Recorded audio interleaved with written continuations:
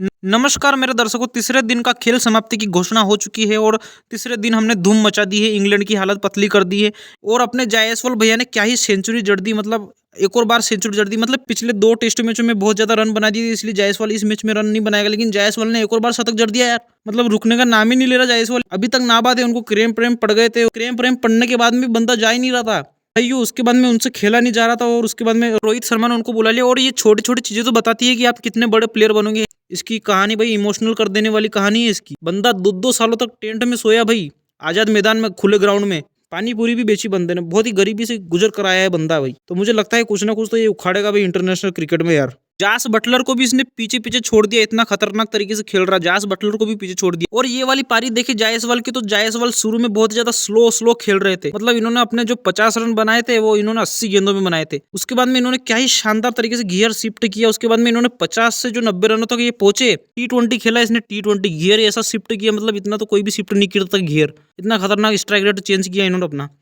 कूद डाला इंग्लैंड वालों को, भरता बना दिया इंग्लैंड वालों का। सबसे पहले अपने जायसवाल का बल्ला जेम्स एंडरसन के ऊपर हावी हुआ। उसके बाद में मार्क वुड को भी नहीं छोड़ा, मार्क वुड को भी बहुत मारा, पुल शॉट क्या ही मारे इसने। और उसके बाद में टॉम हार्डली को भी स्वीप स्वीप करके क्या ही शॉट मारे इसने। और एक सामने छक्का भी मारा था टॉम हार्डली को। उसके बाद में इसने रियान अहमद को back to back 2-2 reverse sweep मारे इसने। मतलब क्या ही शानदार तरीके से इसने सेंचुरी जड़ी। तो उसके बाद में अपने शुभमन गिल के ऊपर आया, तो गिल्ली के ऊपर आया, तो गिल्ली ने बहुत ही शानदार तरीके की बैटिंग की। क्या ही शानदार तरीके से अपनी पारी को बिल्ड किया। और मुझे लगता है सेंचुरी वेंचुरी जड़नी चाहिए इनको, डबल सेंचुरी के लिए जाना चाहिए मेरे हिसाब से। बहुत ही शानदार तरीके से खेले ये, और आते ही एक शानदार तरीके से चौका मारा। और क्या ही कॉन्फिडेंट दिख रहे थे शुभमन गिल, मतलब मस्त दिख रहे थे। और शुरू शुरू में थोड़ा थोड़ा स्लो भी खेले थे। मतलब एक समय ऐसा था कि ये 28 गेंदों में 6 रनों पर थे।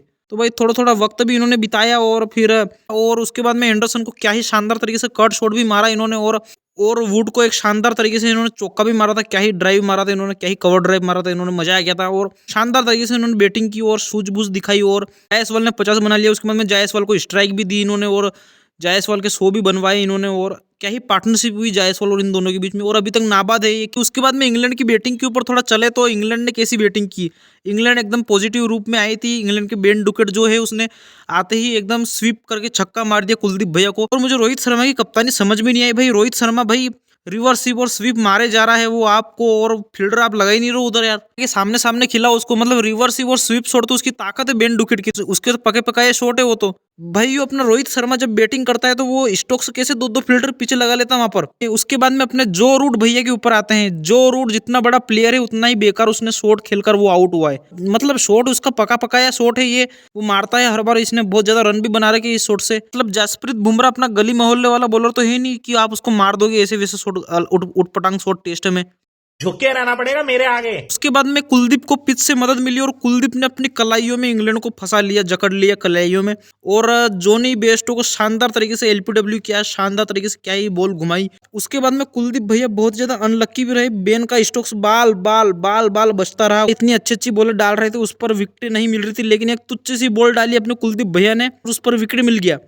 रे बाबा उठा ले। बेन का फोकस और स्टोकस दोनों ने बहुत ही अच्छा खेला। उसके बाद में लंच तक ये खेल गए। लेकिन और लंच की मैं आप सभी को एक अंदरूनी खबर बताने जाने वाला। किसको बताना मत, ये अंदरूनी खबर में बताना है आपको ही बता रहा हूँ, ये सीक्रेट खबर।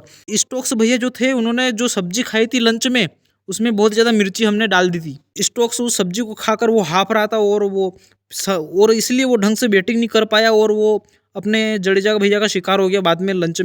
लंच के बाद में जब आया था वो शिकार हो गया। उसके बाद में अपने सिराज भैया ने उसकी टीम पूरी पूरी लुढ़का दी और इंग्लैंड को 326 के स्कोर पर समेट दिया। और हमने इंग्लैंड से 126 रनों की लीड फिर से ले ली। उसके बाद में अपने आरसीबी के लड़के ने अपना काम खराब कर लिया है। पाटीदार भैया ने अपना काम खराब कर लिया है। इन्होंने 2 टेस्ट मैच इनको मिले और दोनों में ये फ्लॉप रह गए हैं।